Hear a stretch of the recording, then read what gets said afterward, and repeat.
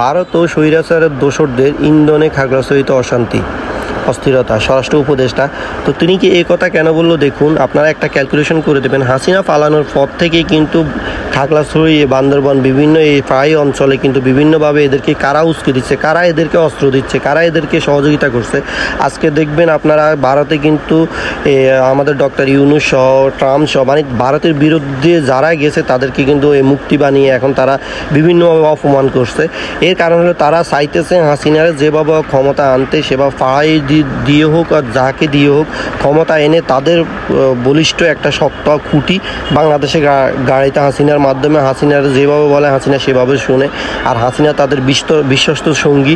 আজকে দেখুন এই যে জিয়াউর রহমান ফাহাই যে মুসলিমদেরকে পুনর্বাসন করে গেছে, এদের বিরুদ্ধে কিন্তু ফাহাই যে চাকমারা উগ্রবাদী তারা কিন্তু বিরুদ্ধে যুদ্ধ ঘোষণা করছে। এটা একটা দর্শনের সমস্যা। সেই সমস্যাটাকে কিন্তু তারা একদম উঠে পড়ে লেগেছে, হরতাল ডাকছে, সেনাবাহিনী গাড়ি ভাঙছে, সেনাবাহিনীদেরকে আহত করছে, সেনাবাহিনীদেরকে দেখে গুলি ছুটছে।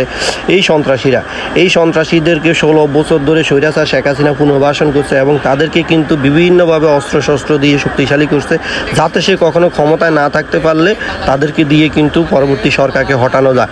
এই প্ল্যানে মূলত ভারত হাসিনা মিলে এই প্ল্যান করে তারা কিন্তু বর্তমানে অস্থিরতার জন্য মূল দায়ী।